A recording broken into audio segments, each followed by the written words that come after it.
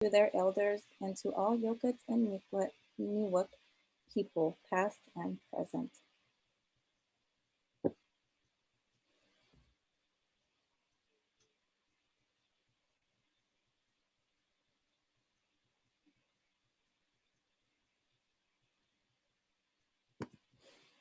Okay, so with that, I thank you all once again for attending, and I would encourage you all to look up and do research on the lands that you currently occupy in our nation. All right, so Edith.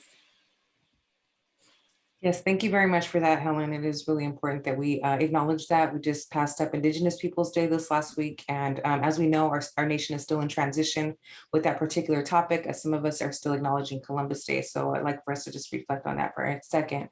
I'm very, very happy to introduce our guest of honor today, Dr. David Green, Writing Program Administrator from Howard University. He has so much to share with us today, and I want to go ahead and give a formal introduction of David F. Green Jr. He's a director of writing program and an associate professor of English at Howard University. His approach to the study of race and its problematic effects evolves from a critical hip hop approach to understanding the influence of racial bias on language, literature, and writing instruction. Dr. Green is author of the book chapter, A Seat at the Table, Reflections on Writing Studies and HBCU Writing Programs, and the editor of Visions and Ciphers, a writing studies textbook composed with an emphasis on culture and language research in composition studies. I need to read that. His research interests focus on emancipatory composition practices and the role of exemplary writers and writing traditions in raising one's critical racial literacies. He is currently the secretary of the Conference on College Composition and Communications and is a proud member of the NCTE 4C's affiliated Black Caucus and the 4C's Language Policy Committee. A couple of his publications are For Us, By Us, 2 HBCU WPAs Testify, and Views from the Bricks, Notes on Reading and Protest. The title of his talk today is Notes on Race, Language, and the Value of a Critical Unrest, Writing with Our Differences in Mind. And with that, I'd like to go ahead and welcome Dr. David Green today as we get started with his presentation. And I will go ahead and share my screen. Thank you so much.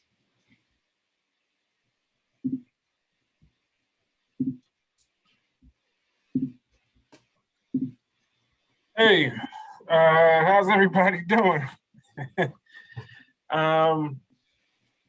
If you can allow me to share it, there's a particular order I had in mind for the PowerPoint.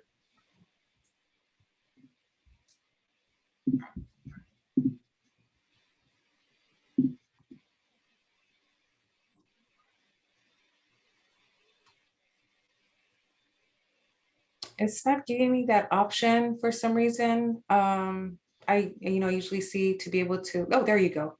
Awesome, great, thank you. So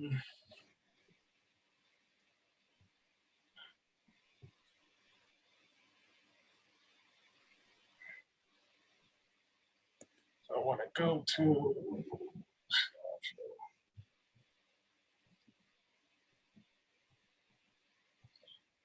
okay. So true to form, what I have here today that I wanted to share is really some notes, my thinking, just around a variety of topics related to how we talk about writing and race, and the kind of current push for anti-racist writing and anti-racist writing assessment and work and so on and so forth.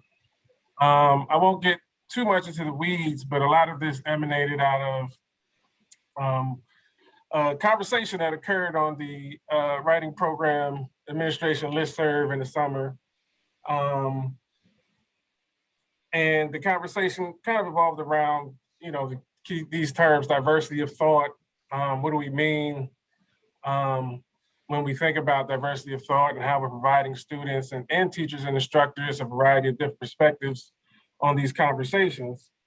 And for me, what we already do is diversity of thought.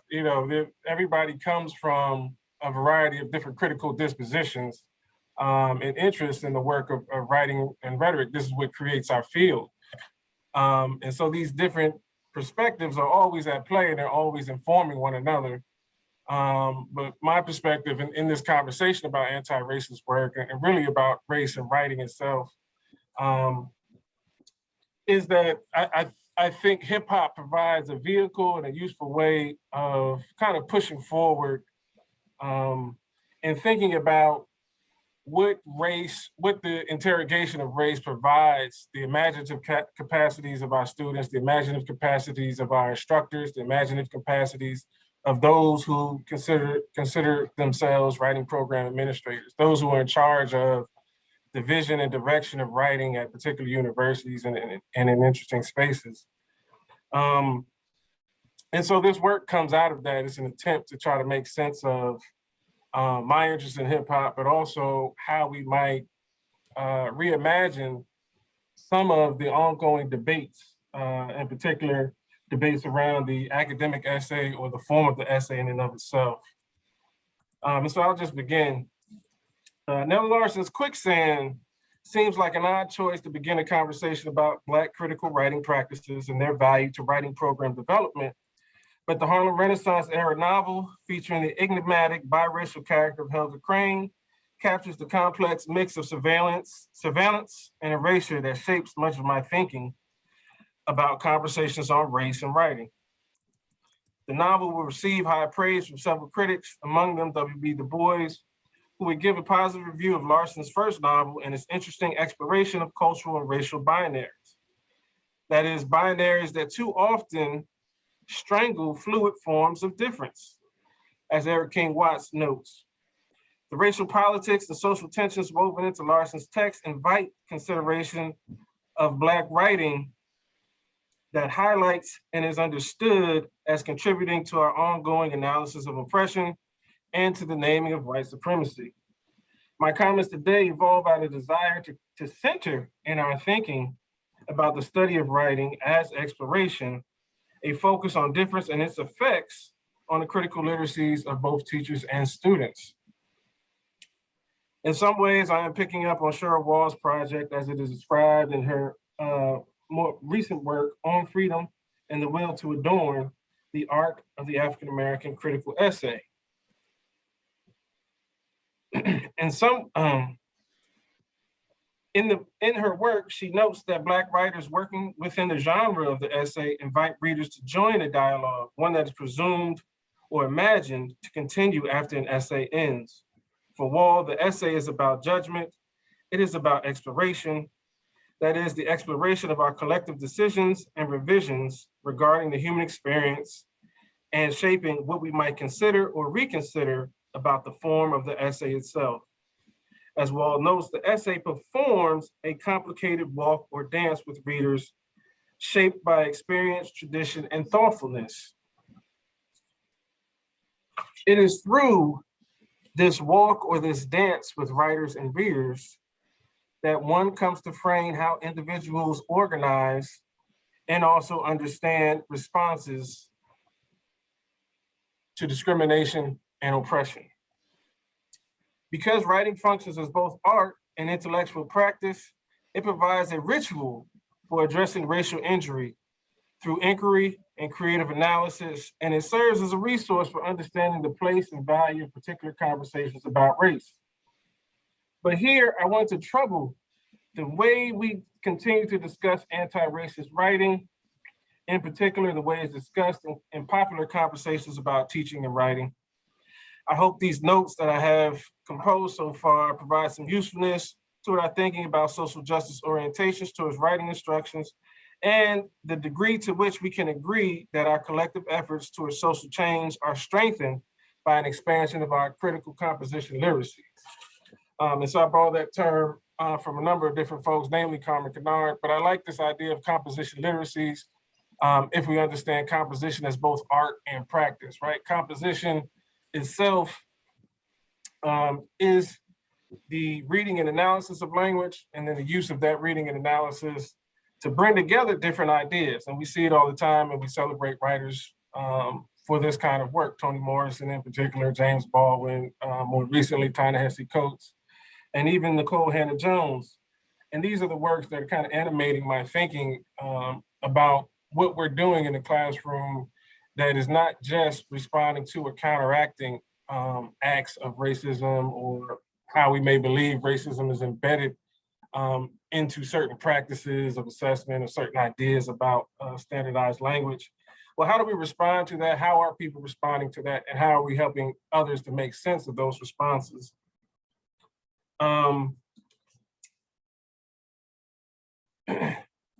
Very recently, I published with Michelle Baxter Robinson an article that highlights Black studies scholar Cedric Robinson's influence on our thinking about the role of Black language, particularly Black language as it is used to understand processes by which Black persons are judged and discriminated against. And particularly, we talked about the ways that written statements and written policies can be used to create environments in which differential treatment occur. The article For Us, By Us centers a number of different ideas about our respective positions as writing program administrators, but in particular, this idea of how do we come to shape a writing program that speaks to a uniquely Black audience, but also to instructors who may or may not be Black, but are constantly having to negotiate not just racism, but a variety of discriminatory attitudes shaped around intersectional difference, or shaped around the different ways that we come to understand ourselves as both different and part of a community. Cedric Robinson provides an interesting mix of insights about racism and about the racism and anti-racism binary that I think useful for this exploration. For Robinson, binaries are a persistent feature of Western conceptions of authority and order. These features limit and contour the possibilities of our collective organizing and our collective thinking. In doing so, in doing his work, he suggests that what may be labeled often as anarchy is really perhaps just an attempt at rejecting binary systems of thought. Thus, while it may seem like a simple statement, Robinson goes on to show how engaging, how the binary system engages our thinking in a variety of ways that we're often unaware of. And so you have this idea of the reaction and the response that's always at play when we're talking about writing, but also when we're thinking about racial tensions, what is occurring, how things are occurring. And ironically, I'm reminded here of Adam Banks's 2015 4Cs Chairs address, which drew some criticism and ire for his suggestion that compositionists seriously consider retiring the academic essay as the dominant form of writing in our classrooms. But ironically, whether you agreed with retiring the essay or not, what I found most poignant about this particular composition from Banks is the flair and its representation of Cheryl Wall's discussion of the will to adorn, right? And so even the idea or the audacity that we retire the academic essay comes from an impulse or an understanding that embedded in certain ways of systematic thinking is a maintenance of the status quo. And if we understand racism to be a part of the status quo, it requires us to take a moment to really imagine possibilities outside of I won't call it a binary, but outside of the construct that we have of what is academic writing or what isn't, right? So if we're seriously about the exploration of writing with students, right, who are exemplary writers, how is writing done in a variety of genres and formats? If we're exploring with them the possibilities of technical writing, if we're exploring with them the possibilities of a white paper or a memo, then we're seriously also need to reimagine that all writing does not take place within the 5-paragraph form or within even the traditional academic essay as we've come to understand it, which follows, MLA format or APA format, includes a title, a thesis, and some type of exposition upon that thesis. As noted, as Cheryl Wall kind of points out, if we understand the essay as this process of exploration, as a way of understanding the various ways that a people and use language to both embellish and to understand, then in a sense, we're being asked to rethink our critical pedagogies as moments of disruption and as a way to redefine what we consider to be writing and academic writing writ large. I want to insert in here, and I want to insert this idea of the critical hip hop playlist as one intrusion in the way that we talk about academic writing. In particular, because I want to argue that the critical hip hop playlist in some ways emulates and performs the very act of the essay that we hold value to, or at least Cheryl Wall does, and I agree with her, at least I do too.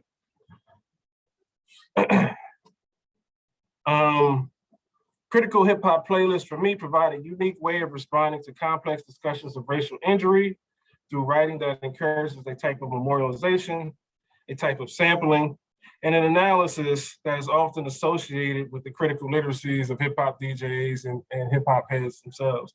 And so what I'm talking about is the vast knowledge of records, of music, of snippets, of samples that DJs often explore, but any real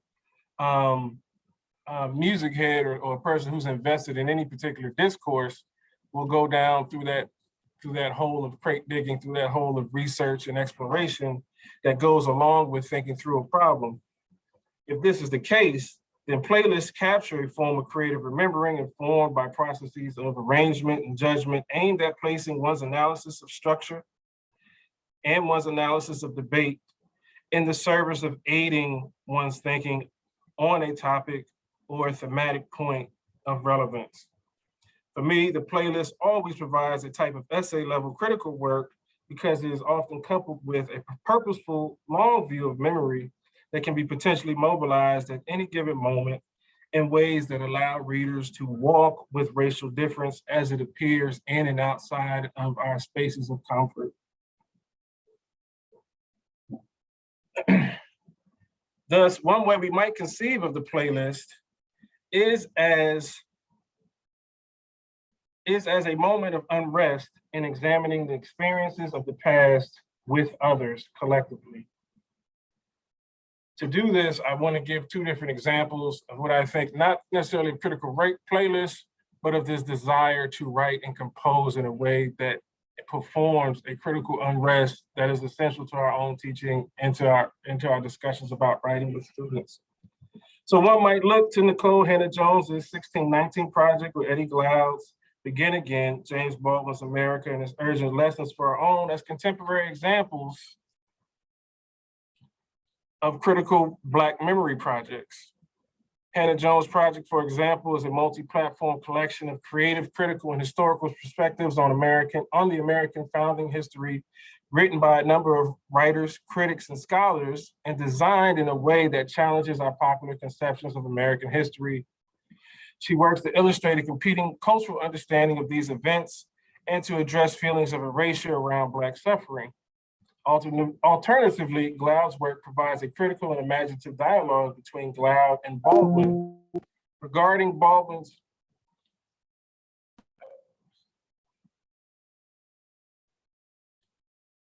can you still hear me? Okay. Yes. Regarding Baldwin's writings, his biographical experiences and the lessons he learned that shaped much of his criticism of American race politics and psychic trauma. The Pulitzer Prize-winning 1619 project received criticism, notably from Princeton historian Sean Willits, who would draft a public criticism signed by other notable historians highlighting historical inaccuracies in the writing of the project. And yet, to me, that is the strength of Hannah-Jones and Glaude's projects collectively.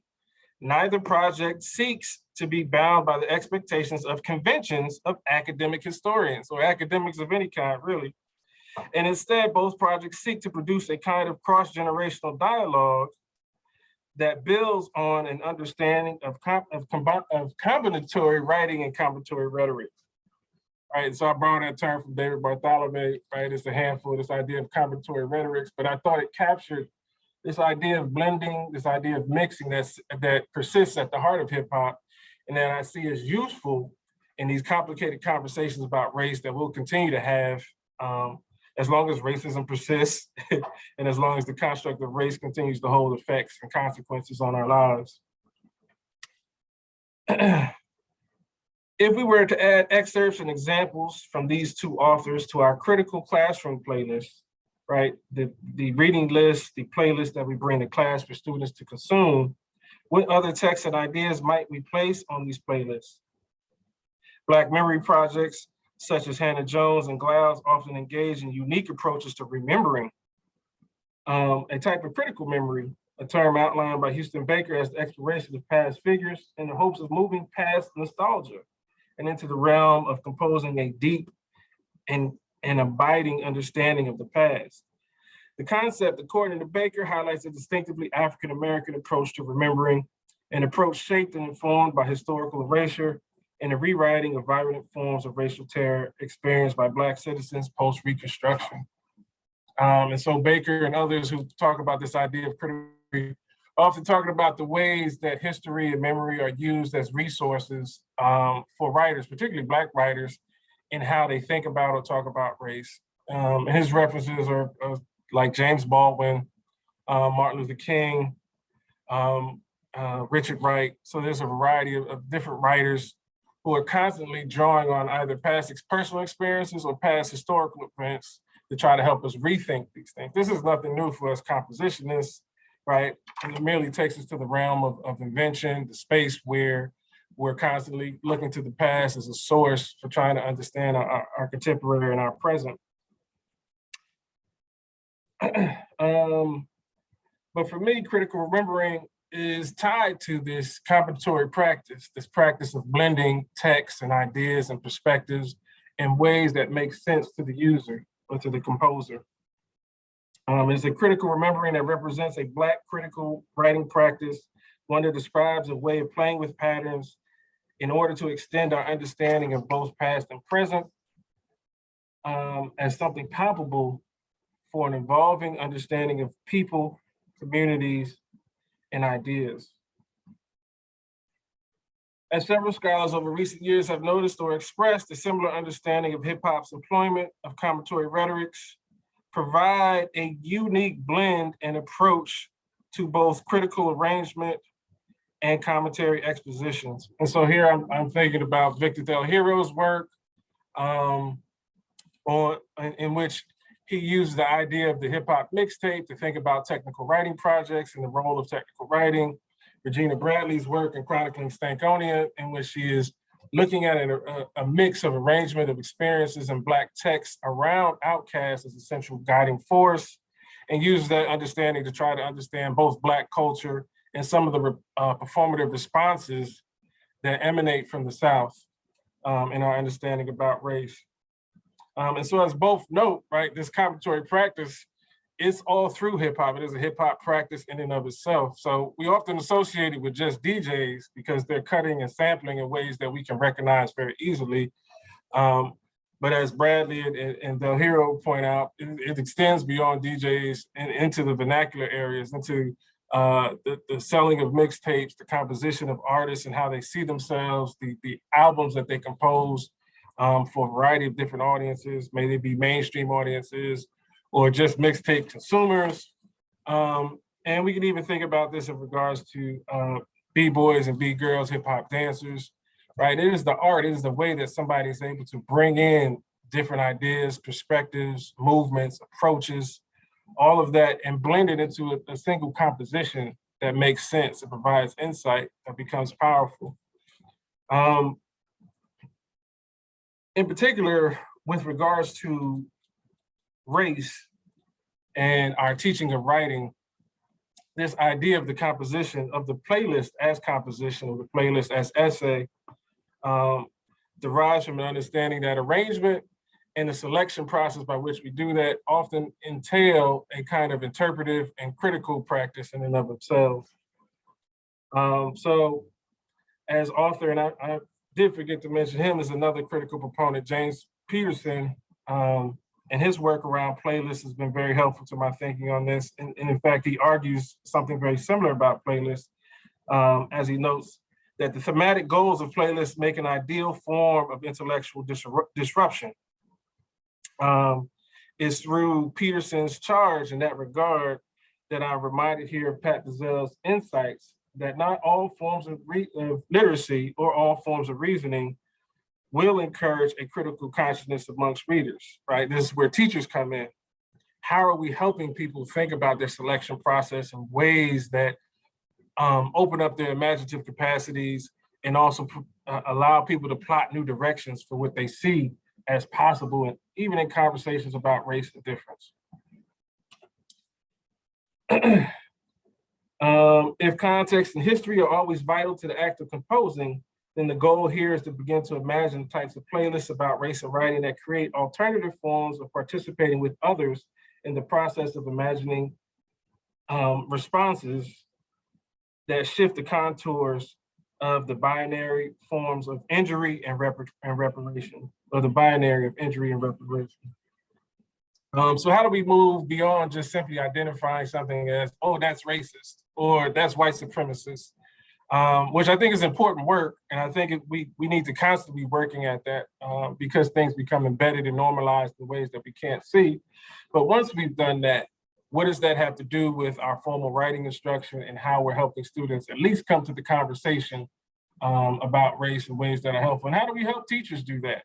You know, how do we move beyond our assumptions that simply reading a text in and of itself will provide somebody the critical acumen, or becoming aware of a particular perspective will provide somebody the empathy and the understanding to allow them to change certain behaviors or to intervene in certain mechanisms that are already set up. One way out of this practice is thinking about, in one sense, as I noted, history or past text, but how do we kind of shape and frame that for students? I borrow Adam Banks's term his use of the form of back in the day narratives, and particularly to examine generational tensions. As for him, and as he suggests, this method employs a hip hop DJ's approach to blending, stitching, and bringing together old and new perspectives through back in the day narratives, which in some ways build perspective through asymmetry and through a practice that I would argue all hip hop rhetors and practitioners employ, which is the mix, which is the idea of mixing and blending, right? As Banks further notes, the everyday griots who use this form engage in a remix of rememory, identifying specific values that can help preserve community in the midst of social rupture. This process of rupture and repair represents a combinatory rhetorical practice, one that challenges both DJ and the MC, as well as B-boy and B-girl who may be in the audience, to understand a particular moment for what it means to certain publics, and to begin to think about what it also means to walk with others in public in ways that are engaging and heightening to one's understanding about difference. As I hear Banks suggesting, any vision that builds on previous understandings of Black critical writing must do a far better job in passing on the history of knowledge and traditions of our past to our young. So while Banks provides a view of where he believes such work will take us, namely E-Black studies, I want to suggest for teachers of rhetoric and composition, we might begin to think about an approach that aids students in understanding the linguistic, cultural, and racial differences that are often ordering and shaping their lives. This is perhaps a bit idealistic for a 15-week course or a teacher's writing workshop, but I'm often reminded by my colleague Greg Carr's framing or discussion of the long view of memory as essential to any conversations about race that we're preparing to have. For Dr. Carr, for Greg Carr, it is the amputation of memory within our institutions that creates confusion over the nature of intellectual work, right? And I would add what intellectual work could be or how we might envision it. Playlists within hip hop have for decades functioned as a method for ordering our intellectual work, and an under-examined method for ordering our intellectual work.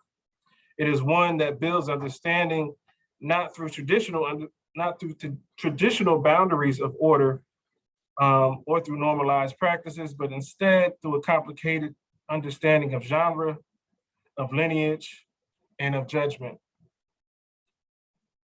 And I think here about my own work with students in my class this semester, as I've had to kind of do this work, you know, I think about, for instance, our use of Sam Cooke's "The Change Gonna Come," and what I might place that up against, or who I might place that song next to, and what kinds of reading and writing we will talk about in relationship to the text that I decide or that I select.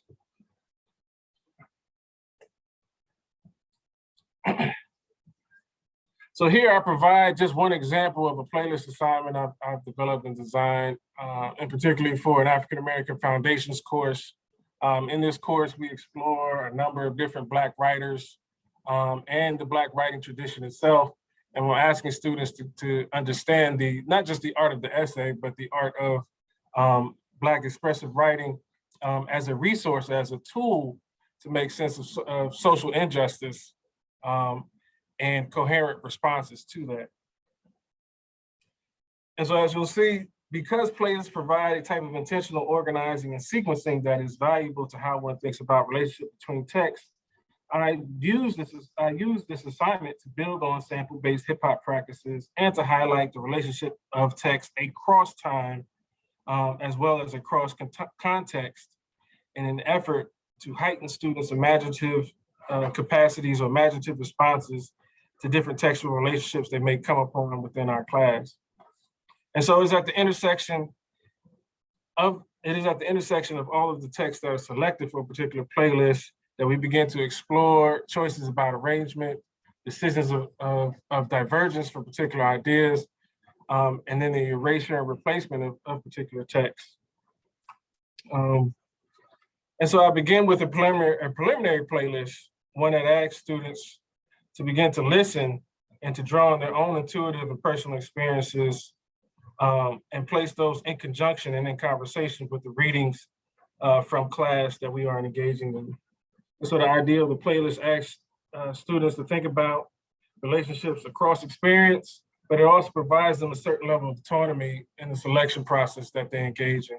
And so I don't know what students will add to or will bring to the actual playlist. What we have is a reading list that's available to them. And I do ask them to begin to think about the readings, what spoke to them, which ideas developed that created a certain thematic frame for them.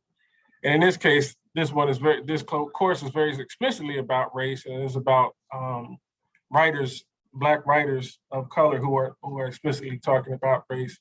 But in general, I like the opportunity for the students to be able to take us in places that perform the discomfort that it is of writing and essay writing and composition itself. When I talk about discomfort, I'm talking about the work we do to not just understand a subject or understand a concept, but to understand the various conversations around that concept or that subject matter.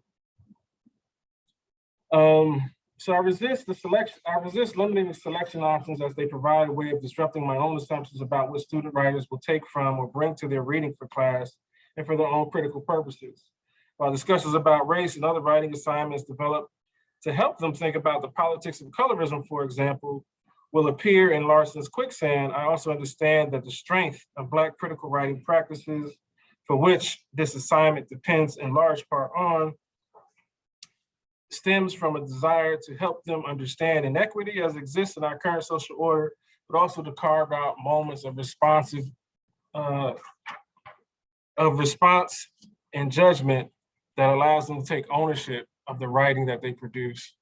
And I think this applies as well, and we can get into it during the Q&A, but I think this applies as well to our writing instructors and teachers. For me, the most anti-racist thing that we can do, not even I'd say the strongest critical position we can take as teachers invested in understanding both race and social oppression is really to throw ourselves into the midst of the different conversations that are happening and try to not just make sense of what is right or wrong, instead of constructing an authoritative kind of understanding of what students should be doing or should be writing about, or how they should be talking about race, but instead throws ourselves into a space in which we may not know where students are going to take us, and we are happy to kind of follow that journey. And our goal, in a sense, is to simply provide ideas and understanding of context and a way of managing the different voices that students will come into interact with. And so I'll begin to wrap this up. I want to suggest that we begin to rethink critical playlists in our composition courses as attempts to negotiate the alienation that is often rooted in the ways that writers themselves come to understand, think about, and describe writers of import. That is, I want us to move away from an over-reliance on the power and authority of genre, of names, of textual import, and begin to think very democratically about the ways that the interior lives of our students often engage in and are hampered by themes of surveillance and erasure, and how we can help them begin to understand ways of responding to that in ways that are both empathetic and informed by a critical understanding of order and disorder. Playlists provide a method and approach to the idea of the essay that builds on the best of the egalitarian spirit of hip hop, and in doing so suggests a need to reimagine the work of writing teachers that take seriously how we might engage the construct of race as a construct, while at the same time providing both students and instructors an ability to discuss their judgments and misjudgments through a lens of revision and a process of ranking that remains in constant movement. And so here we have is a selected sample playlist that I provided for students. And so we may look at Nas's Get Down, Sam Cooke's The Change Is Gonna Come, Zora Neale Hurston's How It Feels to Be Colored Me, and Claude McKay's poem Outcast. But in that, they are allowed, and sometimes I often add to the playlist, other selections that respond to or in conversation with those very texts. And so, for example, my selection is the folktale, Remember You's a Nigga, in part because that folktale provides a certain perspective about not just slavery, but the construct of white supremacy and how it is often always present for Black writers. We had a student who offered Lute's Life, which I agreed with, but I thought was a great counterpart and inspirational response in some ways to Sam Cooke's The Change Is Gonna Come. We also read in class, and one student proposed this, or we watched in class, I said, is Mark Anthony Neal's A History of Black Folk on Twitter. And I thought that was an interesting counterpart to Zora Neale Hurston's How It Feels to Be Colored Me, in part because both are an attempt to kind of explore the vernacular history of Black folks and how this informs our understanding or how we come to dialogue in general, but the process of rhetoric itself. And then lastly, Outcast is AT-Aliens, which was, I thought, a great response to Claude McKay's poem Outcast. And all of these, I think, get us into a conversation about race, but one that doesn't require a certain level of mastery, but opens the floor for students and faculty to reimagine what it is that we're doing when we say we're teaching someone to write or to compose. All right, and this is the end of the assignment. As you see, it's a bit complex. I asked students to take a sample of one of the readings. And so these readings, this is from a different version of the assignment that I did. But you're asked to take a sample from one of the readings, right? Something that spoke to you. And then not just tell us how it spoke to you, begin to redefine for your own purposes what it does for your thinking on a particular topic. And so I often have fun with students talking about my reimagining of Robert Pandisco's passage. And then I ask students to move from there and to add another song on that helps to add or layer in or help us to rethink the composition that they came up with in response to the original passage. So it's like 3 levels of layers there that they're working with and working through. But hopefully, in part and parcel of my argument, is that this rhetorical work in many ways formulates a kind of essay response in and of itself. And so as we begin to think about not just, what an essay means, but why are we so beholden to certain constructs or certain ideas as being just one thing, without exploring what it may mean across different writing traditions, across different cultures, and so forth. All right, so I'll stop there.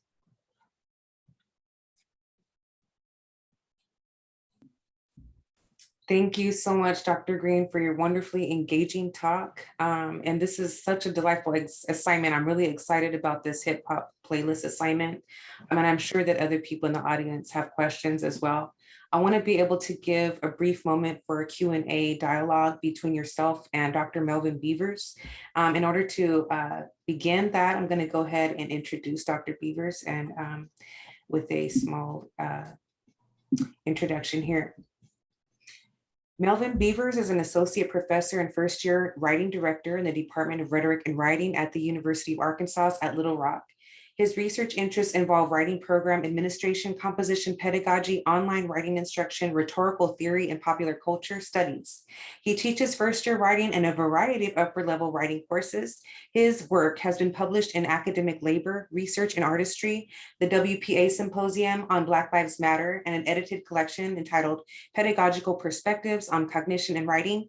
He serves as president of the executive board of the Southern Regional Composition Conference. Additionally, he has presented research and several national conferences, including Conference for the Council of Writing Program Administration, 4Cs, and the Association of Rhetoric and Writing Studies. And with that, I'd like to go ahead and welcome Dr. Melvin Beavers to the conversation. Hello, thank you all for having me today. This has been very, very just illuminating, informative, and really excited about Dr. Green's work and excited to be here and talk to all of you. So thank you again.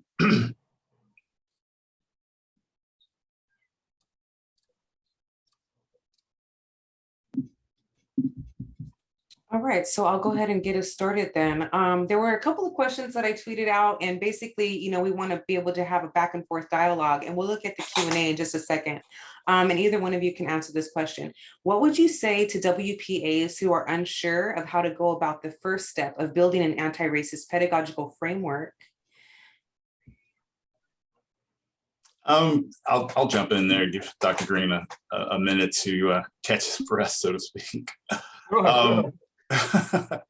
So one of the things that I think is really important for any kind of anti-racist work, whether that be in your classroom and even at the programmatic level, is first understanding your own positionality as it relates to that work, and engaging with your faculty that are teaching in your courses in conversations about race and politics and identity and really oppression.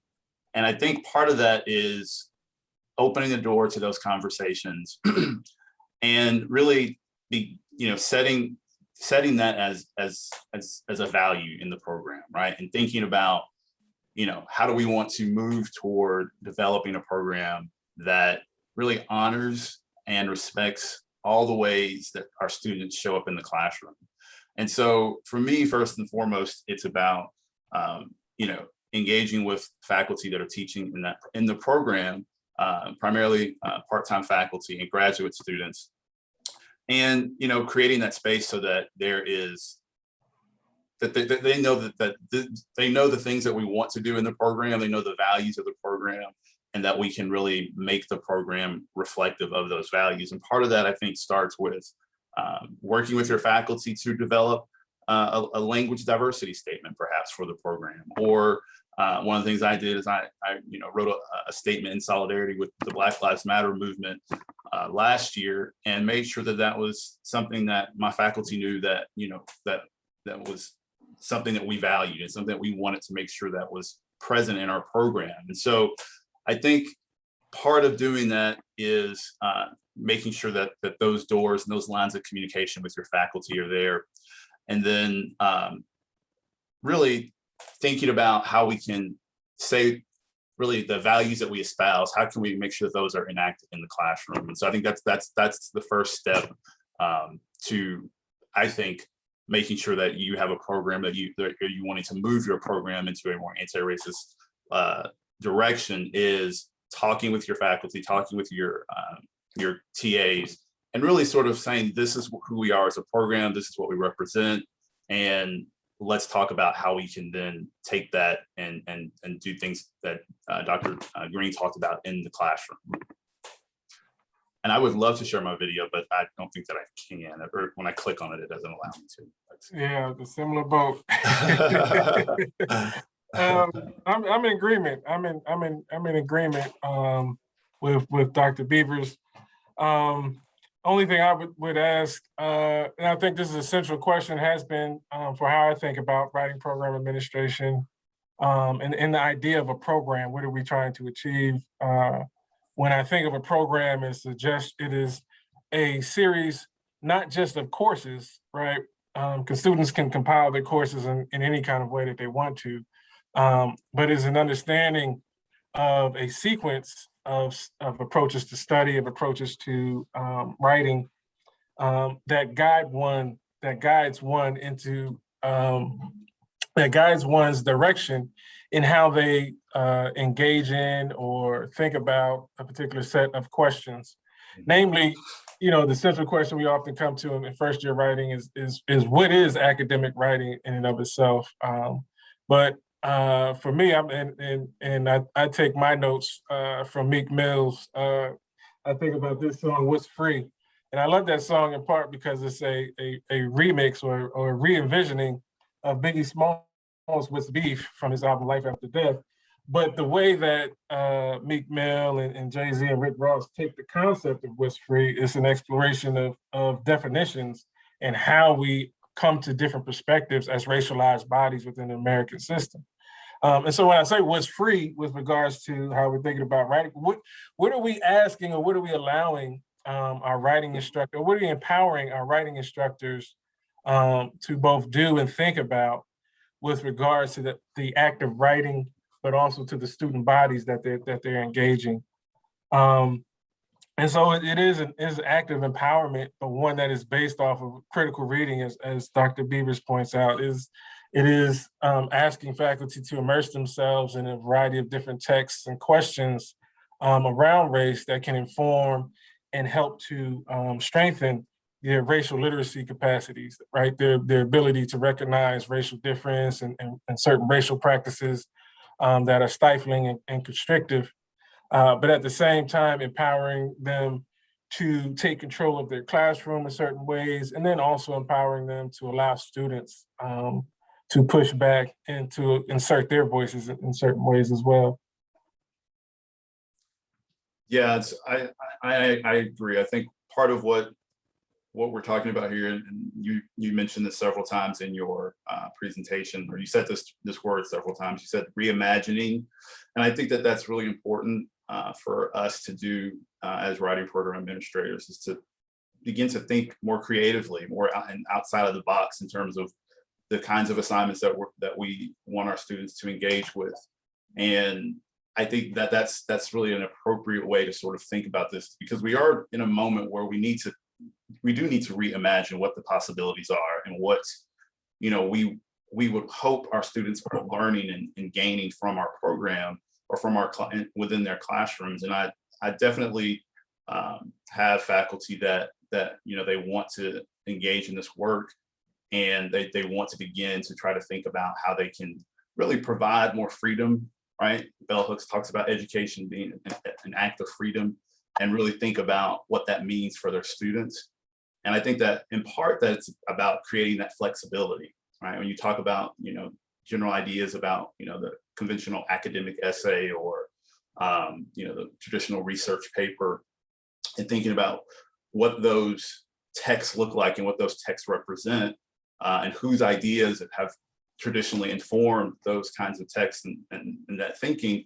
I think we talk to students about that.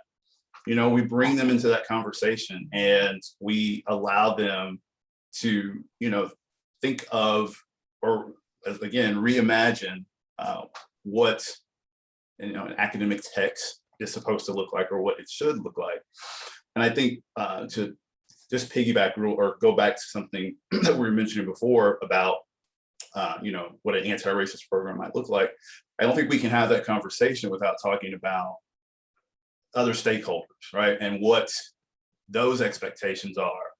And really this gets beyond the writing program. This begins to think about, or we have to ask questions about, what messages are students getting outside of our classrooms? If we're doing all the talking about anti-racism and students being able to have more freedom and flexibility and honoring and respecting the multiple ways that students engage with language, if they're not hearing that same messaging in other places in the academy, then are we really doing anti-racist work? And so I think that's something that we have to think about and have to really it's about sort of reimagining the whole institution of higher education. But I think that's part of the conversation.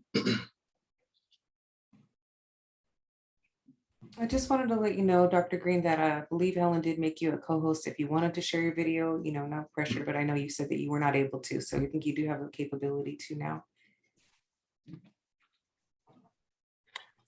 Still telling me I can't for some reason, Okay. which is fine. So I just made you the co-host, so it's up to you. I think we're going to go ahead and then transition to a Q&A session. Helen, you want to go ahead and get us started?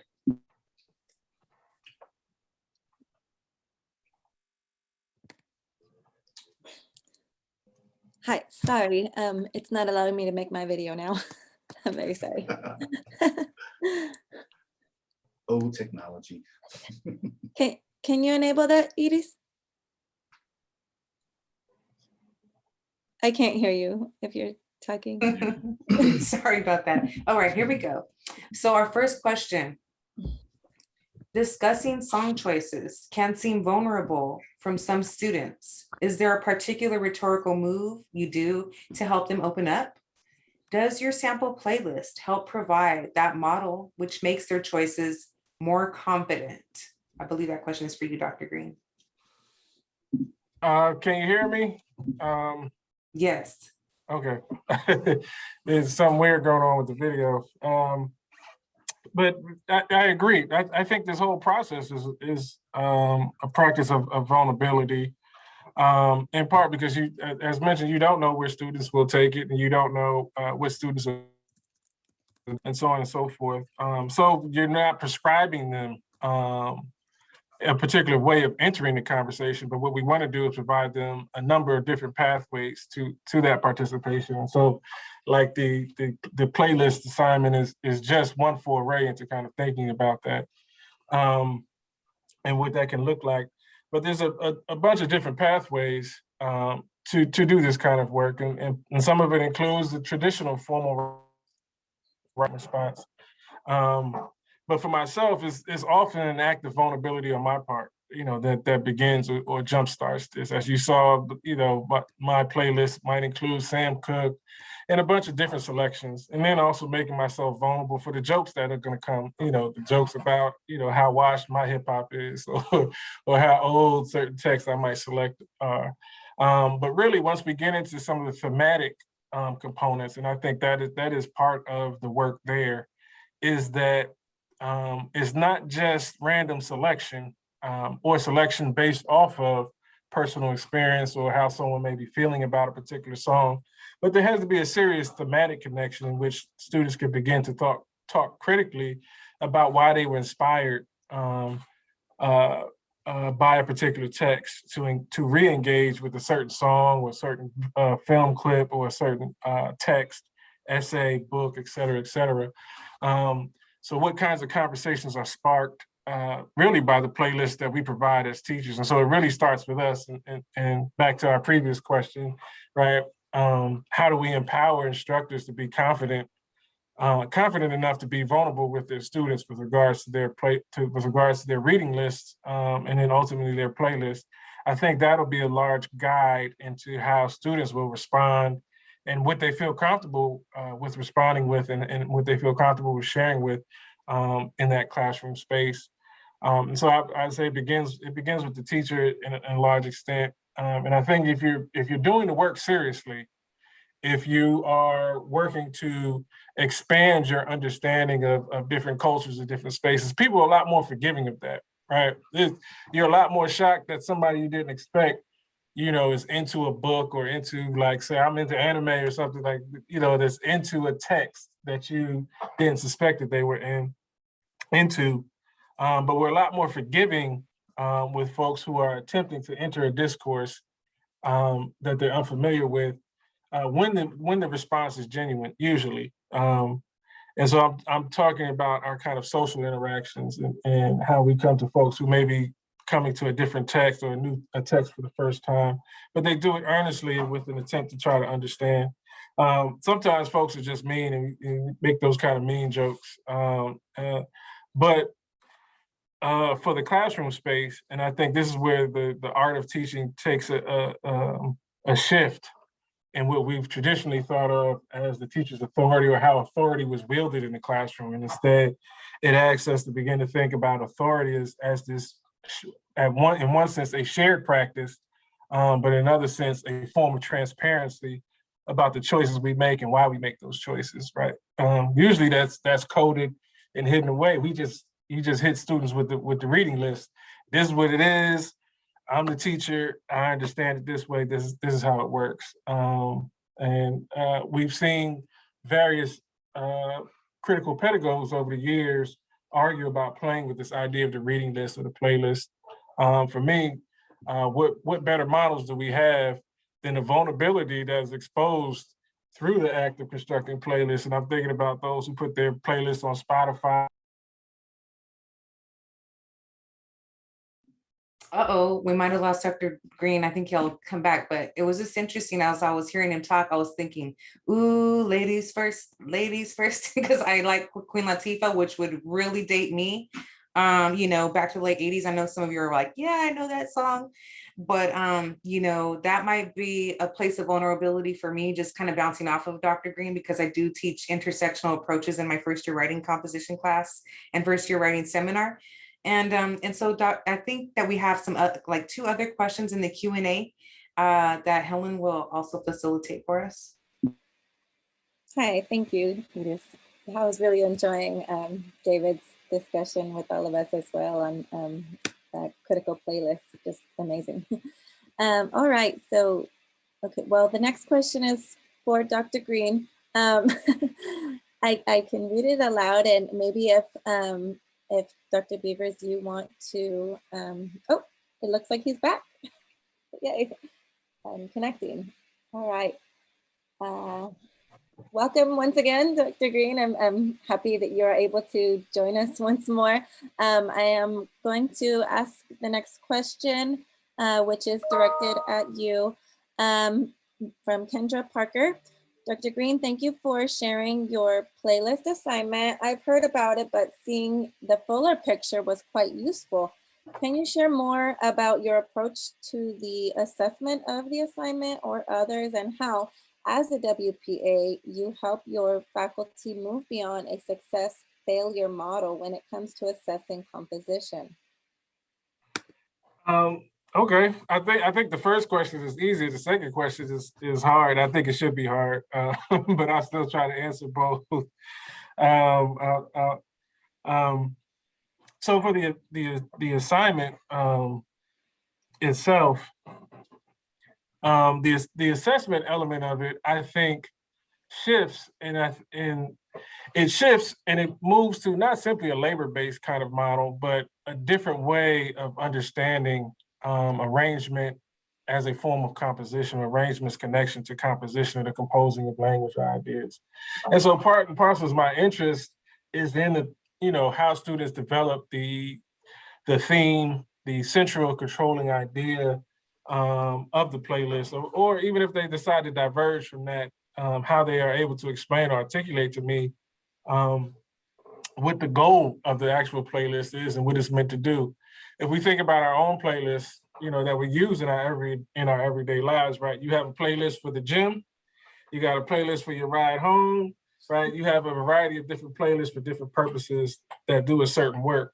Now, it makes perfect sense to you, but it becomes troublesome to have to explain that to someone else. And I think that's the work I most value is helping students try to articulate the connections that they see across text. And so that's really where the assessment lies at. It's in the controlling ideas that are guiding the selection process of the playlist, but then the student's ability to also discuss and explain the relationship across text that they see. And a lot of times they make connections that I just wouldn't make. As I said, they're going to bring in text that I just wouldn't bring. So her, J. Cole, right? These are artists that are going to be on a lot of students' playlists, particularly with regards to social justice in mind. But I've seen playlists that have included folks that I just would not have, like Little Uzi Vert or 21 Savage, right? These are like hardcore Southern gangster hip hop artists. And it's like, well, what commentary do they have that engages, say, this essay by Zora Neale Hurston or this work by Isabel Wilkerson that we're talking about. And so it is not in my place in that sense to judge, right, the selections that they actually make, but I do make the judgments about the connections that they saw and in their ability to articulate those connections. And so in a lot of ways, it's very similar to how we approach the academic essay, or how we're supposed to approach the academic essay, which is helping students get their ideas out, helping students finish the exploratory process that they engage in every time they sit down and write. Really what we're trying to do is just shift the form in ways that speak to alternative composition literacies. And like I said, I like that term, the idea of composition literacies, that there's a way of reading and meaning making that goes into writing that we don't often talk about explicitly outside of the genres in which we're working. And so whether you're engaging in technical writing, whether you're engaging in kind of memoir writing, or whether you're engaging in some form of experimental writing, right, there's still these processes of judgment, discernment, reasoning that are going on. How do they work across genres, and how do you make them work out regardless of genre per se? And some people do that. I mean, Toni Morrison has done that. You know, I was going back through some of her collections of essays, and it really is interesting the amount of work that she does to bring in different authors to have conversations with different ideas. And we tend to value that in Toni Morrison's work, but not necessarily in the same ways when we're guiding students to be the next Toni Morrison. We tell them they could be the next Toni Morrison. We don't necessarily want them to emulate Toni Morrison. We don't set up parameters for them to emulate or rethink Toni Morrison. And so the playlist, for me, it does that kind of work. And so the assessment is around that kind of work, right? Again, the imaginative capacities of students, where are they willing to take it? How far are they pushing it? And then did you read, right? What did these authors say? What did these musicians say? And so it's a movement between, I'll borrow Kenton Ransby's term of distant reading and close reading, which is what we tend to value in research writing, is the ability to pull in and dissect particular texts and what they mean for us, and to step back and to look at the larger and bigger picture. In terms of getting writing instructors to move away from the success or failure model, I think that's a much more difficult conversation. I don't know if I've figured that out in any kind of substantive way. What I can do is suggest what I try to provide for writing instructors, which is a space for them to feel comfortable and empowered to take risks, and which is also a space for them to begin to think about what the mission of the department is and how that mission works with their own vision of what they're doing with regards to writing and revision. So at Howard, part of our mission is to develop a deeper understanding of how the African diaspora influences or shapes students' understanding of these various intellectual subjects that they come to. And so that means that there is a visceral understanding of race and racist impact on one's bodily performance within society at all times. And so if that is always already, or if that's always present, as an instructor, how do you make sense of, or help students make sense of that in ways that'll help push them forward through the curriculum? And I think it's just hard. It's hard in general because we've been trained And even you'll hear other instructors, and I've had this struggle myself. We are asked to give A's, B's, and C's. We're asked to not participate in grade inflation, or however that's defined. And it was a real struggle during the early parts of the pandemic, especially when everybody had to move to remote learning. You heard a lot of discussion about ungrading, about labor-based grading, about ways of assessing students that relaxed and became more aware of the constraints that everybody was under.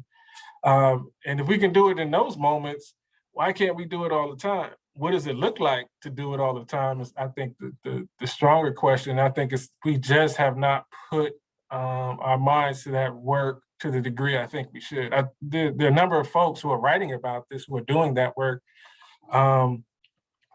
And I applaud them and I appreciate their work and how it helps my thinking. But overall, you know, we just have a handful of models on what this could look like. And a lot of them are not HBCU and minority serving institutions. So we don't take into that dynamic what the population looks like in those ways, as well as what the background of our faculty are.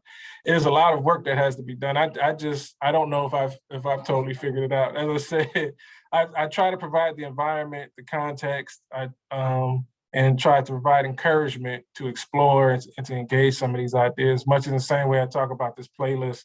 It informs my own approach to writing program administration, but I don't know how successful I am. Oh, you're doing great. Okay, so we're going to go on to the next question, and this question is for Dr. Beavers. It says, going back to Dr. Beavers' point that students' exposure to anti-racism needs to extend beyond our writing courses, what are some ways you both have worked across the university to promote this work? How do you address some of the limited notions of writing or even outright pushback coming from the other departments, for example? Great question. Yeah, that is a great question. So I think part of what we have to do is build relationships. You know, think about how you focus on relationship building and community building in your classrooms. You talk to people, you talk to your students, you show interest in them and the things that they like, and you tell them, you ask them to, you know, again, this idea of being vulnerable, but you also are vulnerable with them. So it's not a one-way street, right? It's a community. That's what you think about in the classroom with your students. Well, think of that same idea of building and extend that to other areas. So for example, you know, I don't know how the chain of command might work at your institution, but I mean, you know, here it's chair, then, you know, maybe dean. I directly talk to the dean, and I say, you know, we're having these discussions about anti-racism. Our college has put out an anti-racist statement with action items in it. How are we doing on that? You know, what's happening? And then if, you know, it's like holding ourselves accountable, right? And so if we say that we value X, Y, and Z, how does that show up in our curriculum? How is that showing up in the policies that we are putting forth for our students in terms of, you know, whether that's placement or, you know, just thinking about how we get to that point that we say we want, where we want to be and where we want to go. And so I think that it's talking to, you know, people that have maybe power that you feel like you don't have. It's messaging. It's thinking about, okay, here's what we're doing in our program. Here's how we're allowing our students to engage with writing. And you push back against those limited notions that folks might want to throw at you or say to you. And you think about, okay, here are the goals for this program. Here are some of the creative ways in which we want to allow our students to get there. And you become that messenger and that spokesperson for those ideas. And so I think if you start to talk to people about what you're doing in your program, even if it's just, I'm not gonna say small steps, even if it's just changing, you know, the reading list to make it more diverse and inclusive, make sure folks know that that's happening. And from my experience doing that goes up the ladder. if folks know that you're doing things like that, then they're going to come to you and want to talk to you about that. And so I think that helps sort of change the culture in some ways around this and change the environment.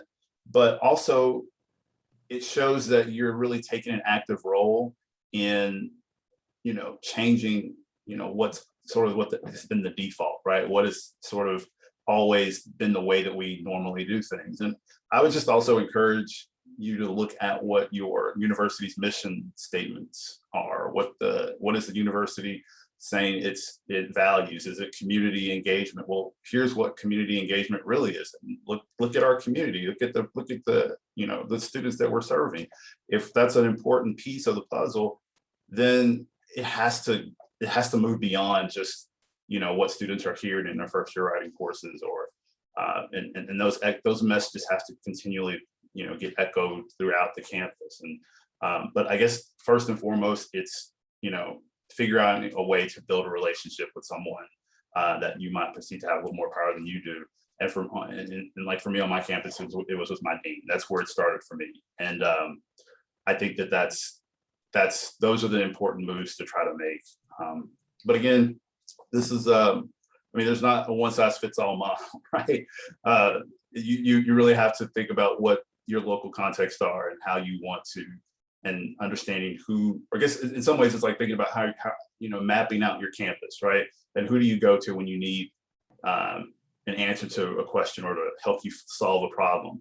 Well, then that could be a moment where you talk about, hey, this is what we're doing in our program. This is what anti-racism work looks like. What do you think? What do you think about that? Oh, I'm really interested in learning more about that. I want to do something like that in my class. And so then that builds a connection, and then that can, extend, even farther out into the, campus community. But I think first and foremost, it starts with trying to build relationships with people, and also talking about what you're doing and not hiding it away from folks. Like, yes, this is what we're doing. This is what we want. These are the kinds of assignments our students are doing in their classroom, and explain that and not shy away from those conversations. Great, thank you so much for that, Dr. Beavers. I think we have an interesting dialectic here, being that, you are at a predominantly white institution, and Dr. Green is at a historical Black college, the premier historical Black college in the United States. And I really like your point about looking to our university mission statements and thinking about whether or not our universities have signed on to anti-racist statements, and then also thinking about the ways that organizations are also putting out anti-racist statements. And I wanted to talk, or see if you all wanted to talk, either one of you, a little bit about, what does it mean to be at one or the other institution in this moment of anti-racism, or in this moment of what people might be calling Black Lives Matter 2.0. You being from a predominantly white institution, Dr. Green being from an HBCU, what does it mean to be in this moment of anti-racism? Is it a factor for HBCUs? I don't know if Dr. Green, you want to touch on that a little bit? I can let Dr. Beavers start us off if he wants. Just because I think, and I've touched on this, is they're two radically different positions, but they function as institutions that ideally we would like to be in conversation. We would like these institutions to be in conversation in a variety of ways. Yeah, so for me, I think this in some ways kind of echoes what I was mentioning earlier. There is definitely a desire at the institution to do more and to think in terms of equity and assessments, and creating more diverse and inclusive spaces, whether or not that's recruiting more faculty of color, making sure that we're looking at things like equity dashboards and trying to determine, the success rates of our students, and, really about eliminating barriers within our, my program, programs across the campus, so that, we are making sure that we're doing everything we can to ensure that our students are doing what is, what amounts to success for them, and, getting them through our institution obviously the primary goal, and obviously that they get into jobs and whatnot. But I definitely think that this whole, anti-racist moment, Black Lives Matter 2.0, as you mentioned, there is, like I said, there is desire, there's want, there's will, there's drive. And now it's just a matter of, well, what are we doing, right?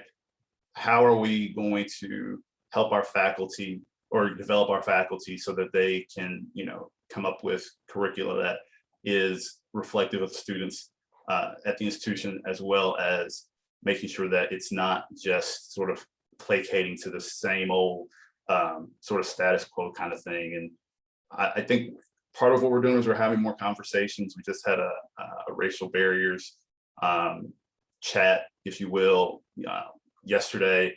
And, we've got several committees across the campus that are, still doing the sort of lay of the land, and which is important. I think that's an important part of the work that we're doing. But I think a lot of folks are ready to see some action, especially in terms of statements that, my college put out, as well as other colleges, and really sort of start to move the needle in the direction that we want to go. So at a predominantly white institution, there's not a lot of, no, we're not doing that, we can't do that, we don't want to do that, but it's a lot of conversation, right? And so I think that people want us to have these hard conversations, but also start to do things that really put us in alignment with the things that we say we are now valuing. And I guess just to piggyback off of this, so I've participated in an interview over the summer with Kirsten Scott, professor of English at Pittsburgh University, and Dennis Winston, professor of writing at Maryland University of Maryland, in which we kind of delved into this very question in interesting ways. And as both of them pointed out, all three of us attended HBCUs as undergraduate students. And we were shaped and informed by that experience in a variety of ways. I think, as we all know, any space in which minority students can come together to think, explore, and be free in ways that are not often allowed in kind of traditional social settings, or often allowed by certain legacies and practices that have habitually worked against minority identities, or worked to undermine certain Black practices and thinking and language. Any space that allows for that becomes useful, empowering in a variety of ways to many folks. And so, I wanted to urge folks to kind of check that out, because I think there's a longer extension of this conversation of the question that Dr. Rees asked both of us. But then also because I think my answer hasn't really changed from that interview. For me, I think the work of HBCUs continues to be the work of HBCUs. Students were activating, we're participating in various forms of activism. We're constantly thinking about questions around race, language, culture, for centuries in these spaces, long before it became vogue, or long before, it kind of blew up on Twitter and so on and so forth. And I think the real work in any of these spaces is, what is the work that has been going on, and how do we come together to really support that and rethink that as a part of our institutional structures. At Howard, as I've written about in the past, there's a push-pull dynamic that's always there. There's this desire to quell and silence and address different forms of resistance as they may arise. But as much as that spirit is there, there's also this spirit of understanding that these moments of resistance can lead to formative change, can lead to powerful change in a variety of ways.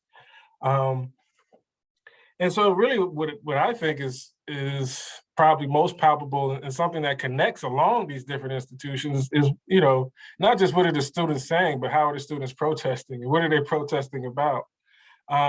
as we look at what they're protesting about, how do we help them kind of gather certain questions from these moments and help them to think through these things in ways that they can take well beyond these college walls.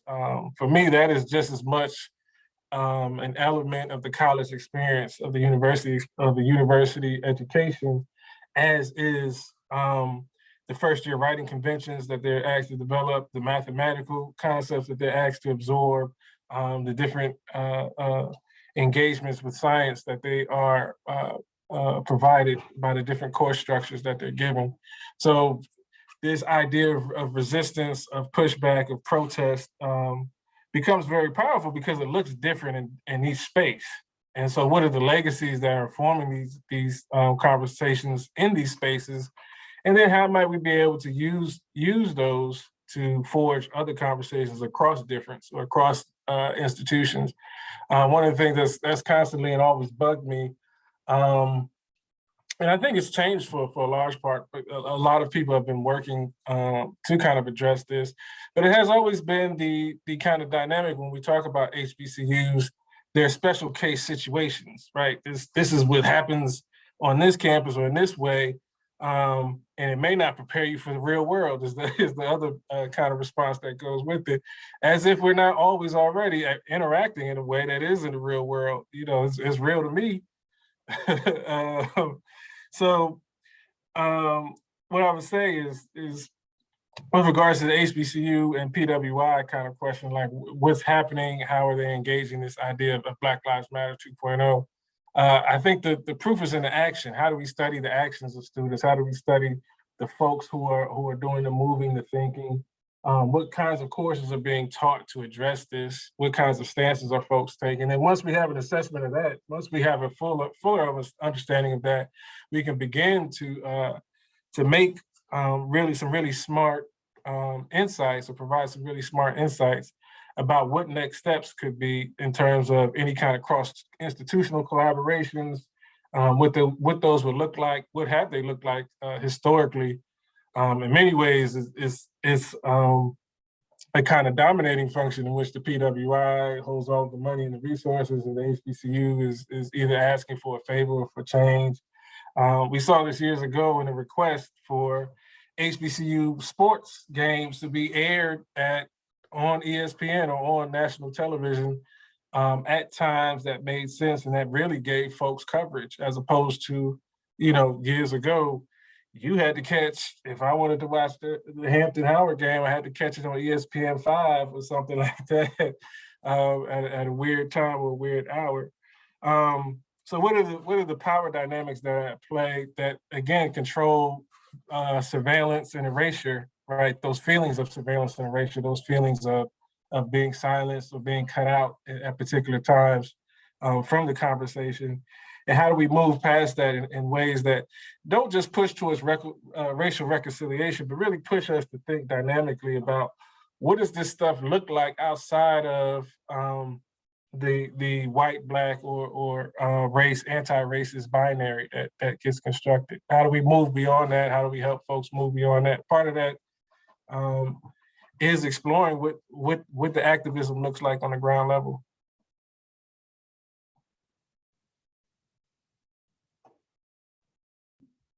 Thank you so much for that.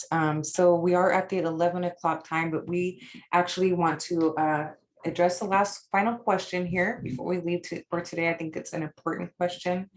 And the question is mentioning and piggybacking off of Dr. Beavers. Dr. Beavers just mentioned statements by programs, departments, and institutions. I'm curious what the panelists think is the most constructive way to convince colleagues and administrators that statements are not the finish line of the work. Last question for today. Statements are not the last finish line of this work. What do we think about that? No, that's a great question, and I think that's a really important point.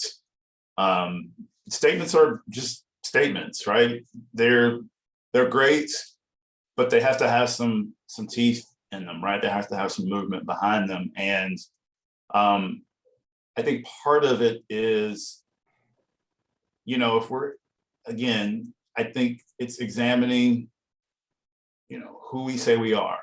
And if we are an institution that, we're going to serve the community, we're going to make, connections, with business leaders, et cetera. If we're going to do all these things, then we have to actually do them. And we have to actually create an environment where, folks feel empowered to do these things. And if that's starting with faculty, if that's starting with staff, and it's also talking to our students. I mean, this is what Dr. Green is talking about, right? It's what do our students need? What do our students want? And how do our students want us to best serve them? And so I really think that we're talking about, changing the, culture and the climate around these issues on our campuses. And in all honesty, folks got to get on board with that, right? Like, if that's something that you can't jive with, that's something that you feel is making you uncomfortable. Well, guess what? That's the first step. We got to figure out why this work is uncomfortable for you. We've got to create those, spaces for those kinds of dialogues to occur, so that people are willing to do this work, not because it's good for them, but because it's going to serve our students better. And, like you said, our, students going into the real world, and they're living in the real world now. They're dealing with these issues now. And, they want to see, I think, at their, institutions, they want to see some of themselves reflected in, the curriculum and in the things that get priority, or the things that get centered often on campus. I think that's a part of it. So that's a part of getting beyond the statements. I think the statements are great. They're good. They show us a level of solidarity, a level of commitment, but statements without action, it's pointless, right? I mean, I think we all have to be committed to that. And I think it has to come from the top as well. So you have to hear, your chancellor, your provost, other faculty, those messages have to keep getting reverberated throughout the institution, so that so that you stay committed to doing those things. It's kind of like, when you are in your class and you have your goals for something, right? You go back to those goals to see, what if you're remaining true to those, if you're, or your purpose, right? We always talk about, well, what's your purpose for X? Well, this is what you go back to that, you revisit that. So I think that's a part of it, right? It's making sure that we, are doing what we say we are doing. I'm in agreement. I think we have to mobilize and place into action these statements that are being developed and composed and so on and so forth. I think statements are pretty powerful, though. Anytime we come, they're a pretty powerful form of rhetorical deployment of particular ideas, right? They are establishing a critical disposition of a group or an individual, and they're saying, these are the things that we believe, these are the things that we hope to achieve. And then the next step is, how do we hold them accountable for this kind of work? Accountability comes back to it. Part of what I think we can do as scholars and folks who are on the ground, at least at the ground level, who have some I'll say critical distancing from the university and exist in that space between the public and the university. As folks who exist there, what we could do is help others to return to these statements, to help rethink, to think about how these statements work together as a collective in terms of the conversation that they produce and shape for us. I can't tell you how many times I returned to Forsey's statement on Ebonics to help me think about my own positions about Black English, because Black English is so much under attack. Or the recent statement on demands for linguistic justice by Carmen Kennard, Vashon Young, April Baker Bell, and Bonnie Williams Farrier. Those kinds of statements provide moments for us to both reflect on where we have been and the actions that we say are valuable to us and how those things are not being met. I think the other thing we can do is provide a vision. And I think that's part of the hardest thing to do. I think for many of these institutions, this is the first time coming to some of these questions. But even as an institution, the organizing is comprised of a number of organizing bodies that make it so large. In many instances, there is no one central figure who's deciding on how a particular mission is enacted or what's possible. It comes down to folks providing a vision of what's possible in many ways. So, like, I give a shout out to Dr. Kirsten Scott at Pittsburgh University and her work with D-Black, right? In a sense, that organization, D-Black, is a vision of what's possible for work with graduate students of color who are trying to think about writing as one of their primary disciplines, or who are trying to work through ideas that are critical to them with regards to race, culture, and difference. And so it is, in that sense, she provides a vision for what community work could look like amongst a bunch of scholars and thinkers. In the same way, we have to provide vehicles for these statements to go out into the world. And so how do we do that? What kinds of groups or clubs can we cultivate amongst our students? As Dr. Beaver points out, it starts with the students' response. How do we get them excited? How do we provide vehicles for them to go out and to do that deep thinking and activist work around issues of import to them and around issues that are of importance to the university? And if we think of the university in and of itself as a type of community, what are the community values if we consider students full citizens of that community or full representatives of that community? What are the values that come together from them? What are the values that come together from faculty? What are the values that come together from administration? It is a dynamic form of work that needs to be done. But first and foremost is holding people accountable for what's said and what's espoused. Like, how do we take serious a lot of these different statements? I participated in developing a statement about teaching practices in COVID-19 for writing instructors. Part of that was based off of what we knew at the time. I don't know if it still holds 2 years post the initial, pandemic craze. But I know certain things still hold because they come out of an understanding of about principles and beliefs about what good writing practice is, and how anxiety and stress can inhibit that. And so, given that, we may begin to think about, well, what vehicles can we provide instructors to begin thinking about how anxiety and stress plays into their own teaching and critical practices? And we can move from there to all of these different statements about anti-racism. What is it that we can pull from there? How do we revisit that with our faculty at faculty meetings? How do we revisit that with others who we consider ourselves in community with? And I know for me, I've shared a number of statements, and we've actually sat down as a writing program and talked through some of the ideas at our writing retreats and so forth. And I think the work, it continues. It's like Nipsey Hussle says that the marathon continues, and so it's always present, and there's always more work for us to do. So it's really about where do we see us having the most impact at, and putting your energy there. Is it holding institutions accountable for what they say or espouse to believe and to value? Is it helping students find a certain level of accountability in what they say they believe and they find? And for me, it's some negotiation of this mix as scholars, as teachers, as people in these positions of both authority and witnessing.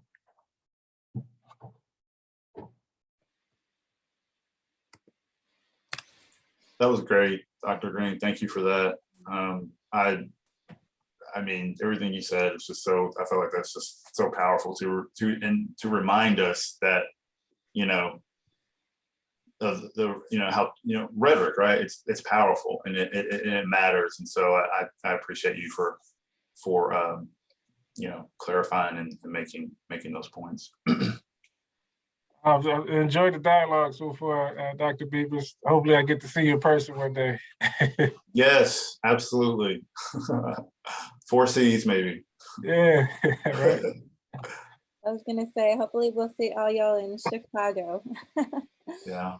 Yeah, it was so great to hear from both of you and see you virtually, Dr. David and Dr. Beavers. I really appreciate you joining us today, and I just want to thank you once again, and I want to thank everybody who is in attendance today. And you know, I could really sit here and listen to you all talk all day. So thank you so much for this much needed conversation. And I hope we continue it. I hope everyone in our audience continues this conversation at their own institutions. So thank you, and Thank you. we will be having more events in the future. So look forward to that. All right, we're gonna go ahead and end it there. Thank you. Bye-bye. All right, y'all. It was fun. Thank you so much, y'all. Take care. See you All right. soon.